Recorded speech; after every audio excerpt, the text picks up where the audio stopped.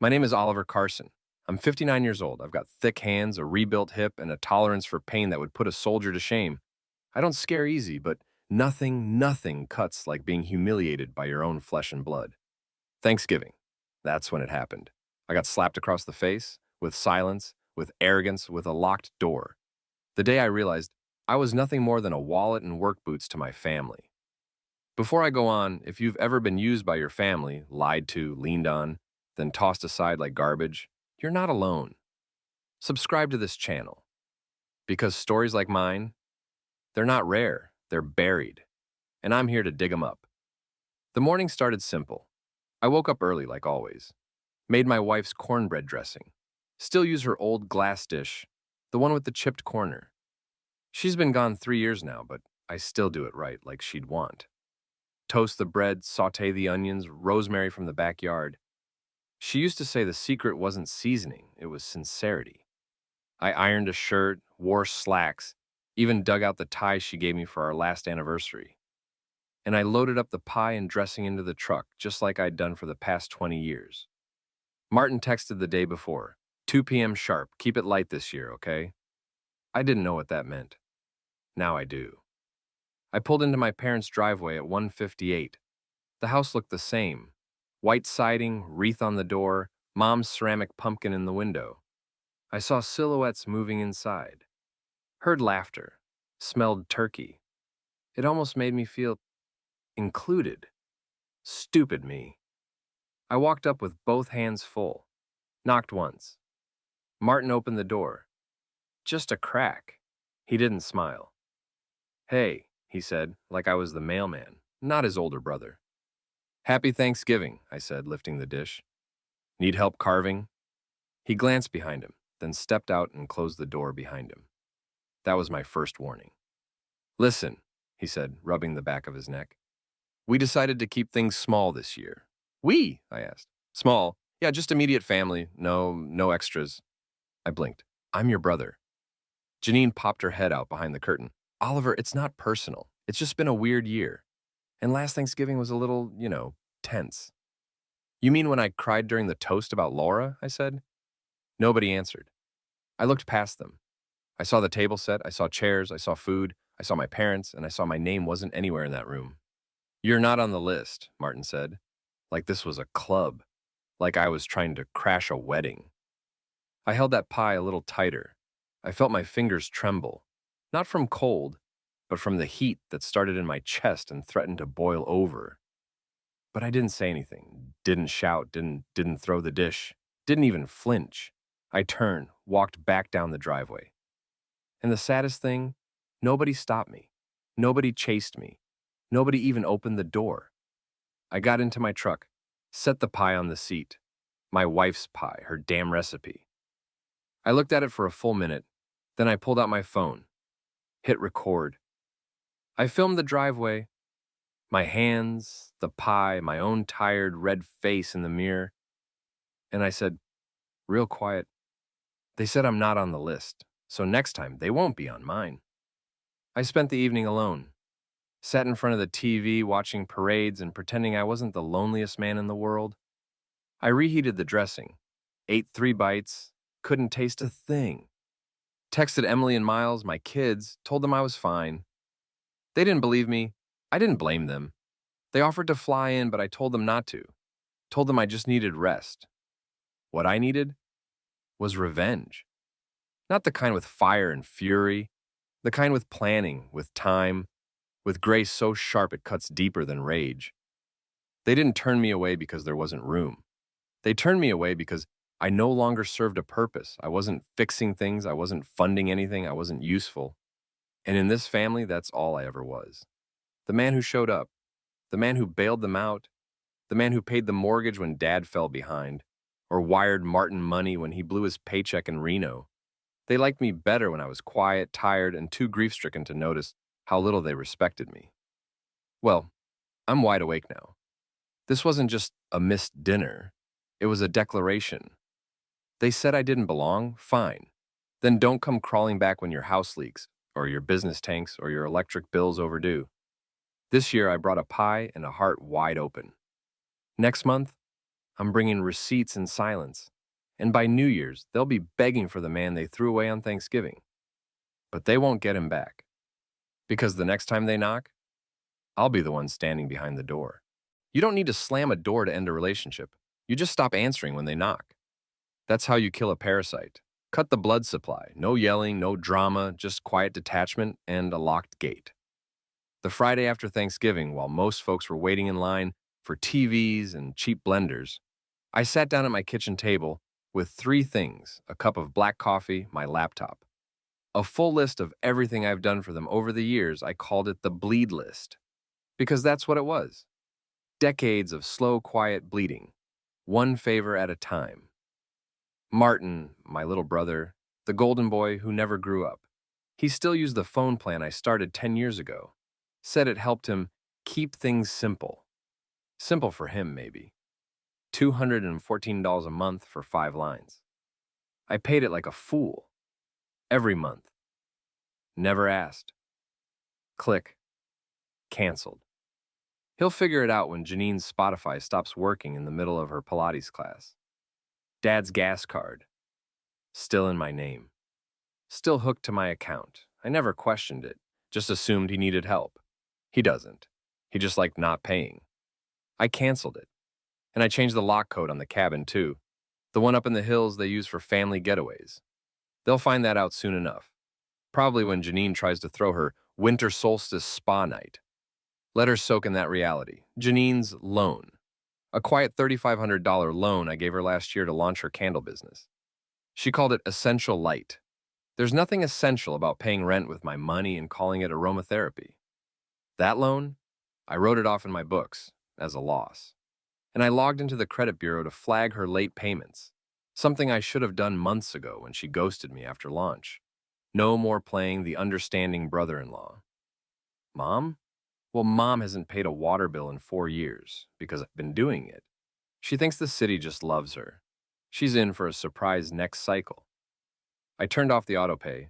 Then I went further, logged into my legal documents, updated my will, took them out, all of them.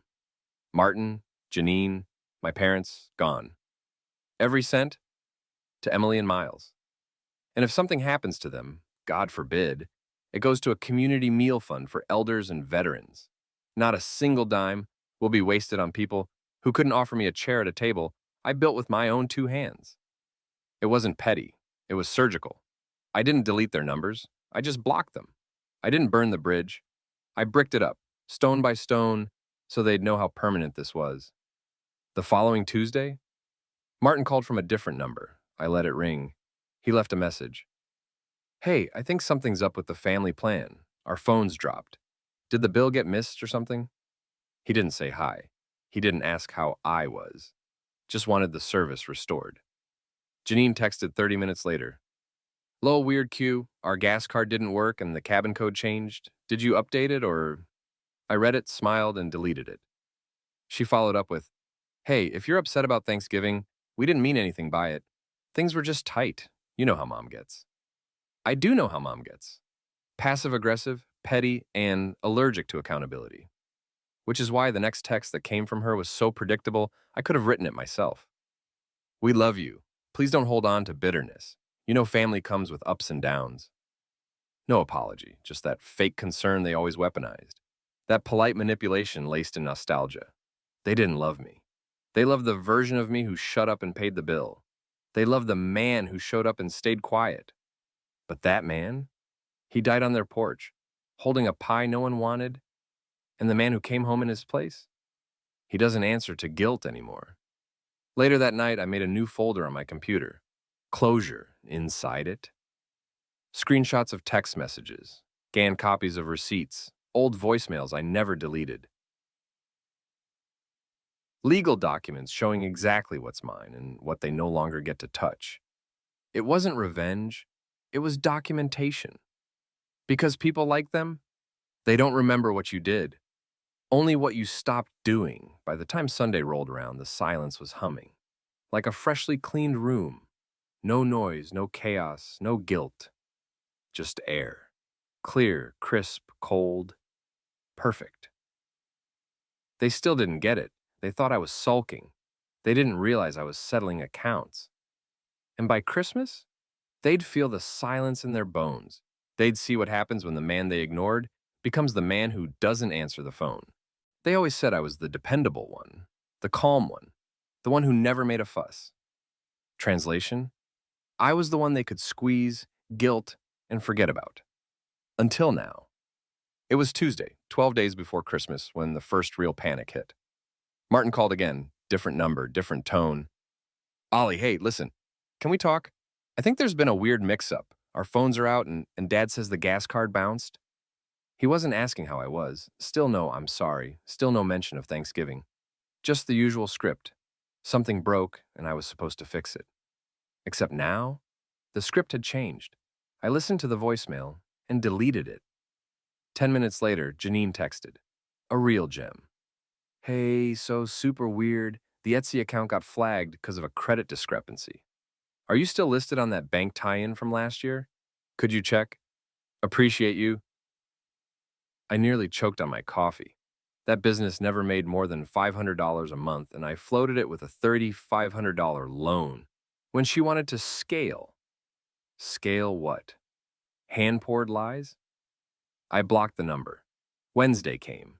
That's when my parents reached out, or rather, when Mom used guilt as a weapon. A voicemail again. Oliver, I heard you're upset. We're concerned. You've always been such a generous soul. Don't let one misunderstanding drive you away from your family. One misunderstanding. That's what she called standing on the porch alone, holding my dead wife's pie while they laughed inside without me. And then came the fallout. A quiet chain reaction. Not loud, not dramatic, just dominoes. I got an email from a local small business grant reviewer. They'd flagged Janine's application. Turns out my credit history had been listed as her guarantor without permission. I didn't say anything, just attached a notarized statement and filed it with the appropriate authority. That flag stayed. So did the grant rejection. Martin's job hunt also hit a wall. He'd applied to a warehouse supervisor role. He'd used my name as a reference. Their HR manager was a veteran I'd once fixed a furnace for, free of charge. He called me personally. Oliver, quick question. Martin Carson, worth the hire? I replied with the truth. Depends. You hiring someone who forgets as who fed him for 20 years? He didn't call back, and Martin didn't get the job. That weekend, Emily called. Grandma left me a voicemail, she said. I braced myself. She wants me to talk to you, said, and I quote, tell your father to stop acting like a wounded animal. Family isn't supposed to turn its back. I laughed, a real laugh. Not because it was funny, but because it was insane.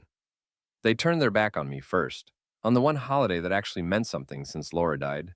They locked me out while my grief still had a heartbeat. And now they miss the man who paid their bills? Tough. The real kicker came on Sunday.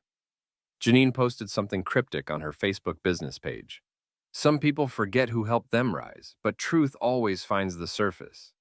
Cue the pity comments. Sending love. People are so ungrateful these days. Hope you're okay, hun. She wanted to play the victim. So I posted a single image, the video still. Me holding a pea, Martin half in the doorway, her blurry face behind the curtain. Thanksgiving Day. No caption, just the date. It spread fast. People remembered, and people commented, people asked questions. Is that you? Wait, they turned you away? That's cold, man. I thought y'all were close. They didn't have answers, because the truth was in the frame, and the silence said everything. That night, my parents called again. Voicemail. Oliver, we never meant to hurt you. This is going too far. You're making a scene, and the whole town is talking. Good, let them talk. Let them see the man they used like a mule is finally off the clock. Then Emily sent me a screenshot. A text from Janine. If he keeps this up, we're going to look like monsters. Too late. The mask is off. And monsters don't get Christmas cards. By Monday, the cracks were full-blown fractures. Their gas got shut off. Dad finally noticed. Their phones still didn't work. The Etsy shop got a public 1-star review that mentioned dishonesty and misuse of credit. Martin? Still unemployed, still confused, still blaming everyone but himself. And me? I was wrapping gifts for my dinner guests, not blood, but family. Miles was flying in, Emily was bringing her friend. My old friend Lester and his wife, the Walkers, two guys from my veterans group, they all had a seat. No one got left outside. Because my house doesn't run on guilt, it runs on memory and intention. They thought I was being dramatic. They thought I'd cool off. They thought if they just waited me out, I'd go back to bleeding for them. They don't realize it yet, but the bleeding has stopped, and by Christmas Eve, they'll know exactly what it feels like when you lose the man who held your world together and never asks for it back. Christmas Eve, the night they all expected me to be alone. The man who eats in silence. The one who pays the bills but never gets a stocking. The one who shows up early to carve the turkey, but this time wasn't on the list. But I wasn't alone, not this year. The house was glowing, soft string lights across the porch. A wreath Laura made our final year together, preserved like a sacred relic. The smell of roasted rosemary turkey rolled through the windows. And inside, laughter, warmth, and something that had been missing for a long time. Peace. I had set the table myself, 12 chairs, all of them filled. Not with relatives, with people who showed up. My daughter Emily, sleeves rolled up and smile steady. Miles, my son, carving the turkey like a man defending a legacy. Lester and June, my old shop foreman and his wife. Mr. and Mrs. Walker, whose own kids haven't called since 2019. Carol, the vet tech who cried when I buried my dog. My barber's nephew, kicked out by his parents for being who he is.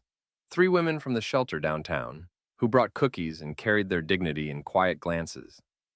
That table was the most complete thing I'd seen since Laura passed. We ate slow, we shared stories. Miles asked everyone what they were grateful for. The room went still, one by one they spoke. Not of material things, of people, of moments, kindness, space, a chair when no one else offered one. Then it was my turn. I stood, wine glass in hand, cleared my throat. Last year I showed up with a pie and no place to put it. This year I made damn sure that would never happen again. I raised my glass. Here's to the ones who didn't shut the door, the ones who knocked first, the ones who stayed when things got quiet.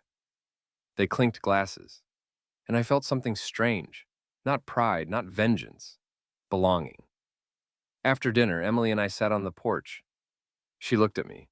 "You okay, Dad?" I nodded. "For the first time in a long time," I said. "I'm more than okay." Then I reached under the seat cushion and pulled out a small box. Inside, Laura's silver locket. "Your mom would have wanted you to have this tonight," I told her. Emily didn't cry. She just held it tight and whispered, "She would have loved this dinner." And she was right. Laura believed in second families. Said sometimes, the blood you choose is the blood that heals. Then the phone buzzed. Block number. I didn't answer. Another buzz. This time a text. Emily's face changed as she read it. "It's from Grandma," she said. I held out my hand. She passed the phone. It read, "We saw the photos, thought we might stop by tomorrow, bringing dessert. Hope that's okay." They weren't asking. They were assuming. Because people like that, they don't knock. They invite themselves into places they once barred you from. I didn't reply, just saved the message. Filed it in the closure folder, next to every receipt, text, voicemail, and memory they thought I'd buried. I went back inside, refilled the coffee urn, and listened to the room come alive again. They'd be coming tomorrow. I already knew it. But they wouldn't find a warm welcome. They'd find something they never expected from me. A door that stays shut. Because tonight, I gave thanks to the people who deserved it. And tomorrow, I give silence to the ones who never did. Christmas Day, same chill in the air, same smell of cinnamon in the kitchen, same old car in my parents' driveway. Only difference? This time, they weren't the ones inside. The knock came at 1:13 p.m.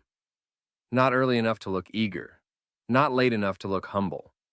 Right in the middle, calculated. I didn't move at first.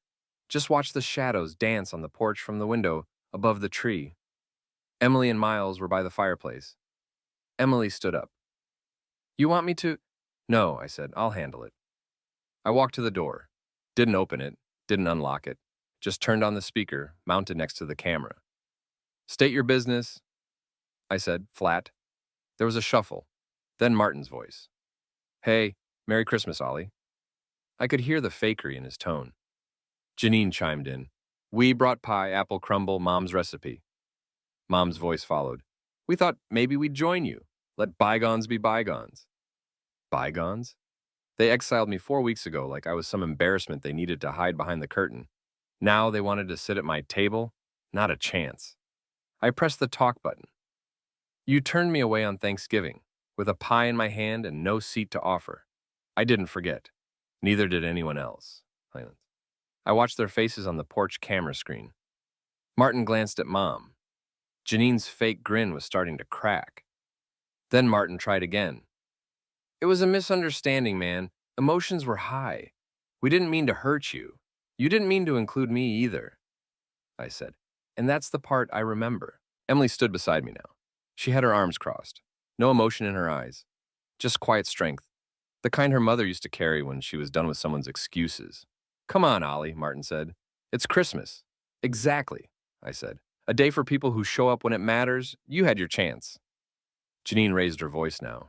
This is toxic, you know that? Turning your back on your own family. I let that sit for a second, then replied, I didn't turn my back. I just stopped twisting myself into knots to be seen. Mom stepped closer to the door. I made stuffing, your favorite. My hands clenched. Because that used to be comfort. Her cooking. Her warmth. Until it wasn't. Until she watched me walk away from her doorstep with tears in my eyes and didn't lift a damn finger. You remember what you said to Emily? I asked. More silence. You told her I was sensitive, unstable, that she should talk me down like I was some rabid dog. I took a breath, then, you don't get to feed me shame all year and show up with stuffing like that fixes anything.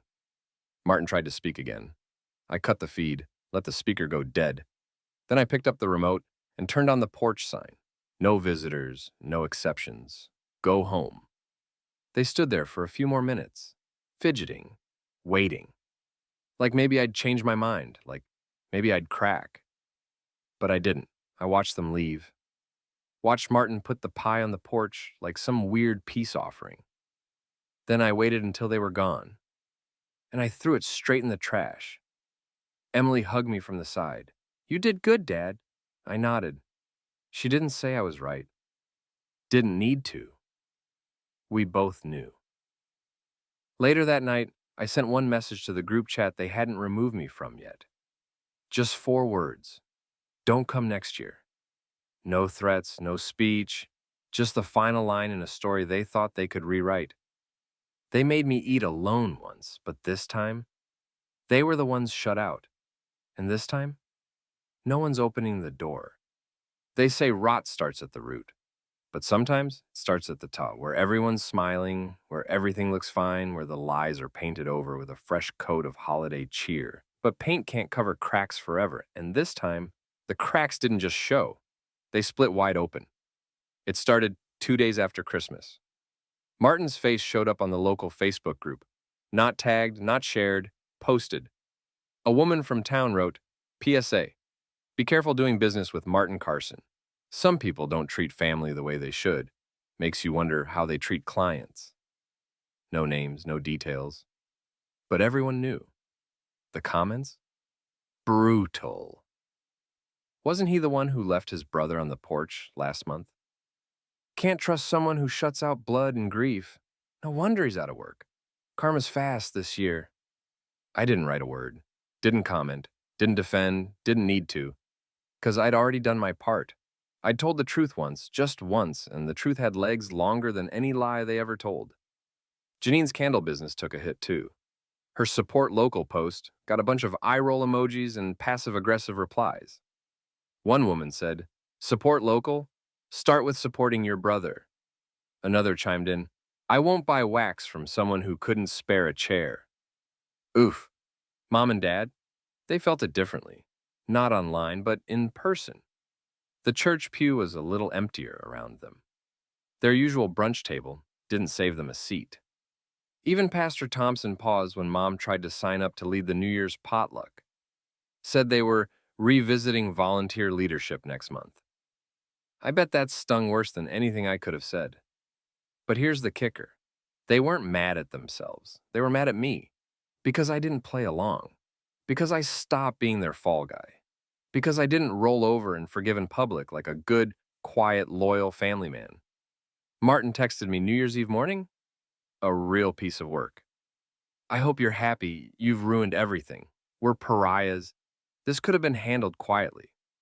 I didn't reply, but if I had, I would have said, you ruined it the second you left me standing outside with a pie and a pulse. Janine tried calling Emily again, this time pretending to care. We're just really concerned about your father's mental health. He seems unwell. Emily forwarded it to me, then added her own message. If this is unwell, I hope more people catch it. She's got my spine and Laura's grace. Thank God for that. I went to the grocery store that afternoon, picked up a few last-minute things for the New Year's dinner. Two people stopped me in the aisle. One just nodded, said, saw the video, respect. The other clapped me on the shoulder. Takes guts to set a boundary, real ones. I nodded, thanked them both, then bought the good coffee, the one I never used to splurge on. Because I could, because I wanted to, because I didn't owe anyone anymore. That night, I sat at my kitchen table, same place I used to write checks for their bills, same place I used to track favors like loose change. Now, it held something different. Peace, quiet, and a folder marked final. Inside, all the documents, legal, financial, emotional. I lit a match and burned every printed copy of their debts. Not because I forgave them, because I was done holding the weight. They could rot with the receipts. The clock struck midnight. Fireworks popped in the distance. Laughter from the living room. Emily and Miles were dancing. The house was full again. And me? I raised a glass, not to them, to freedom, to finally choosing myself. The first Monday of the new year, I called my lawyer. Not to make a threat, not to bluff, but to finish the job. I sat in her office, paperwork spread across the table like a final meal. She looked at me over the rim of her glasses. You're sure? She asked. I didn't hesitate. I'm not just sure, I said. I'm free. She nodded, then opened her laptop. This wasn't a new idea. I'd thought about changing my will before. After Laura passed, I almost rewrote it out of grief. Wanted to give everything to a dog rescue. But I didn't. Because part of me still believed blood meant something. Still thought one good holiday might fix years of quiet bruises. Still believed they'd come around. Then Thanksgiving happened. Then Christmas. Then silence. Manipulation. Smirks. Lies. A pie in the trash. And now? Now they get nothing. We walked through every asset. House goes to Emily and Miles. Retirement accounts? Split evenly between them. Cabin? Already rented out and earning income. Now it's officially theirs. Insurance policies? Updated. Savings? Moved. Stocks? Liquidated if I die and redistributed to a local scholarship fund for trade school kids. Every line item, every clause, every potential loophole, closed. I signed the new will. Then I added one more piece, a letter, titled, To Those Who Assumed. It wasn't bitter, it wasn't cruel, it was honest, brutal in its simplicity. You closed the door on me with full plates and open mouths. Now I close the books on you with a clean soul and no regrets. This legacy is mine to give, and I give it only to those who made space when I had none left. If you wanted to be included, you should have pulled out a chair.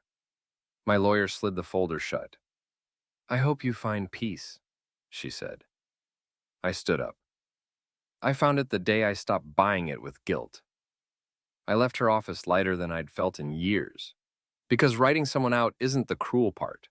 Letting them believe they still matter while they bleed you dry, that's the real cruelty. And I was done being cruel to myself. Later that day, I drove to the county office, updated every emergency contact form, took Martin off the medical proxy list, removed Janine from the old banking joint notification, filed a no-contact alert with the utilities that used to send me notices for Mom and Dad. It took 45 minutes. They'd spent years assuming I'd be there forever.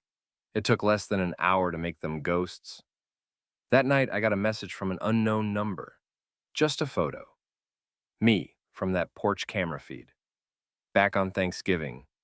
Pie in hand, door shut. Then a text. We were wrong, but this is too far. I stared at the photo, saved it. Replied, you don't get to decide how far is too far. You had your distance. You used it to lock the door. Block the number. Emily and Miles came over later. We sat around the fireplace. I poured 3 glasses of bourbon, told them what I did. No one flinched. No one asked if I'd reconsider. Emily just said, finally. Miles toasted me to starting fresh. I looked around, and for once, I didn't feel like I was mourning the family I lost. I was celebrating the one I built. They won't see a penny, not a painting, not a chair, not even a photo. If they outlive me, they'll get a letter from the estate lawyer. A short one that reads, he remembered everything and gave accordingly. I woke up on January 2nd, feeling something I hadn't felt in years. Clean. Not because I'd done anything fancy. No therapy retreats, no meditation apps, no crystal rubbing self-forgiveness rituals. Just silence. Heavy earned silence. And one more job to do. I made coffee, sat down at the dining room table, same spot I once used to write their rent checks and research candle molds. This time, I brought out a yellow pad, titled it, The Last List. At the top, I wrote 3 columns. Name, tie, blocked one by one, I wrote them down. Martin, brother, old phone line. Former emergency contact. Janine, sister-in-law. Candle grifter. Used me for everything but dinner. Mom, emotional puppeteer. Called guilt love. Dad, silent enabler. Always looked away. Always nodded. Never lifted a hand. Aunt Mel called me dramatic after Thanksgiving. Cousin Derek, the one who laughed in the video. I had 20 names by the time I was done. 20 names I'd been carrying around like unpaid debts. First step, phone. Block them all, every number, every backup number. Even the ones with the emojis in the contact names. Then I moved to email. Searched every inbox for their names, tagged, archived, deleted, blocked. Then came Facebook. I logged in, scrolled through old messages. 2018, Janine asking if I could co-sign a storefront lease. 2019, Martin asking if I could babysit during urgent date night. 2022, Mom sending me articles about how grief makes people selfish. Delete, block, unfriend, gone. Instagram, blocked. Venmo, removed. Netflix, changed the password. Yes, they were still on my account. They didn't just take from me emotionally. They freeloaded digitally. Even their Spotify playlists had my name on them. Not anymore. Then I posted one final message to my social media. Closure isn't loud. It's a quiet list. A changed password. A door that doesn't open again. If you're reading this and I'm already gone from your contacts, you earned it. I signed it, O. Carson. 15 minutes later, my inbox lit up. Not from them. From strangers. People I hadn't spoken to in years. Man, that post hit deep. Proud of you. Just did my own blocked list. Your porch video changed how I see family. I didn't need praise, but it was nice to know I wasn't alone in this. There are more of us than they think. The silent ones, the dependable ones, the ones who don't make a fuss until we leave. Emily called that afternoon. You good? She asked. I told her the truth. Never better. She said, you know they're probably melting down right now. I smiled. I'm counting on it. See, they never thought I'd cut them off completely. They thought I was just sulking, that I'd cool off, that guilt would pull me back in like a leash. But I didn't leave breadcrumbs. I left barricades. I printed the blocked list, put it in my safe with the new will and the letter. Not for me, for whoever finds it after I'm gone. So they'll know this wasn't a phase. It was a decision, the kind you make once, and never reverse. I ended the day with a walk. No music, no podcasts. Just the cold winter wind in my ears and my boots crunching against frozen gravel. For the first time in a long time, I didn't feel like someone's backup plan. I felt like my own damn person. And that's the kind of silence you don't trade for noise again. New Year's Day. The house was full again. Not crowded, full. There's a difference. Every chair carried weight. Every plate was earned. Nobody showed up because they shared my last name. They came because they had earned a seat at this table. I'd sent out the invites on Christmas morning, handwritten, hand-delivered, no social media noise. Lester and June, he brought his famous baked beans. She brought deviled eggs with too much paprika. Carol from the vet, she made a soup that tasted like it healed things you didn't know were broken. The Walkers, dressed in matching holiday sweaters, arms linked like middle school kids, two volunteers from the shelter, Emily and Miles, of course. Even the mailman dropped by, said he'd never been invited to a New Year's meal in 20 years of service.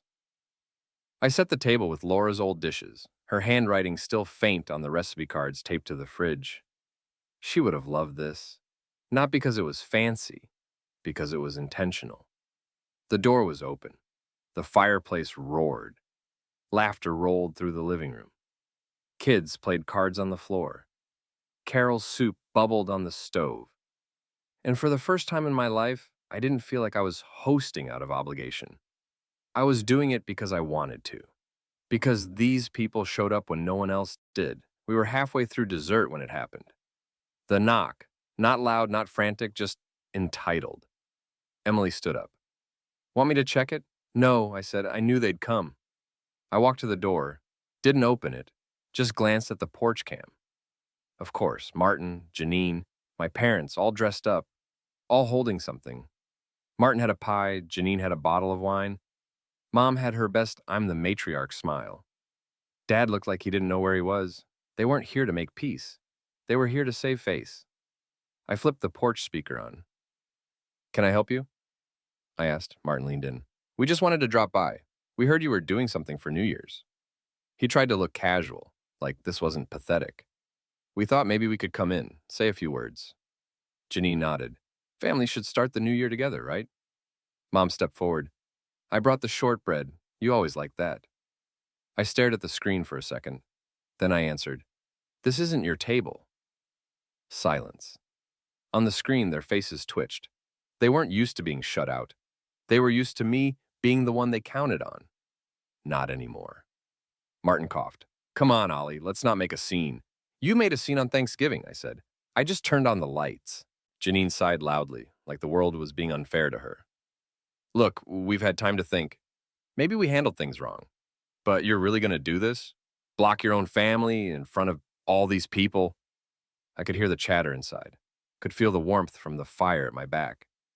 I stepped closer to the mic. This isn't a performance. It's just not your house anymore. Emily stepped beside me.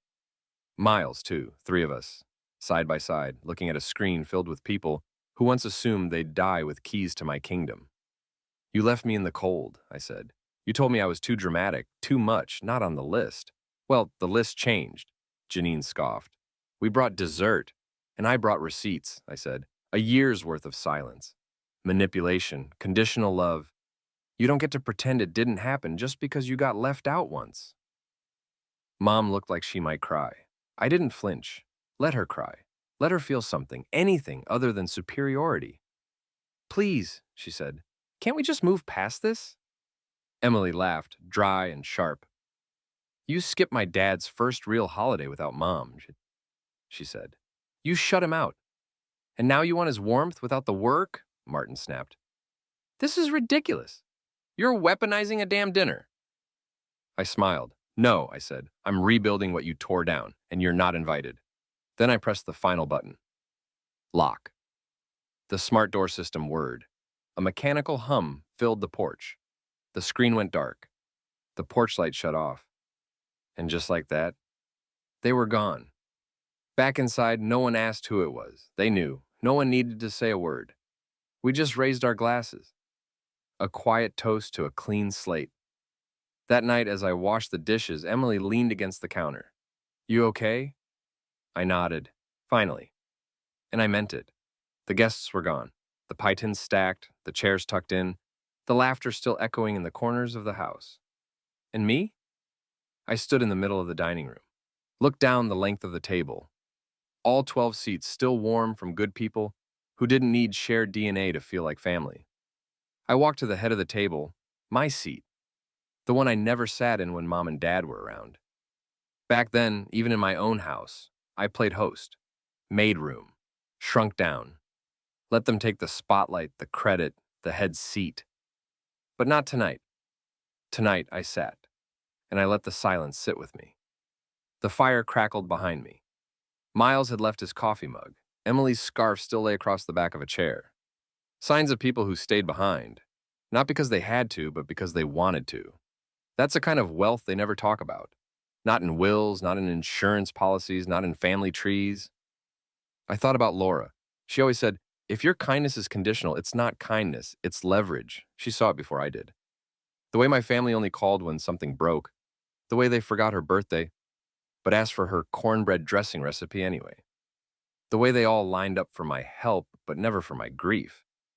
She never told me to cut them off. She just waited for me to see it on my own.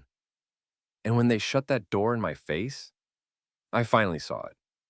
People say forgiveness is freedom, but sometimes closure is the cleaner freedom.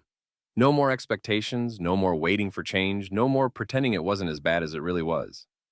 I stood up and walked to the small desk by the window, pulled out the envelope I'd labeled January Forward. Inside, the new will, the blocked list, my notes for the community fund.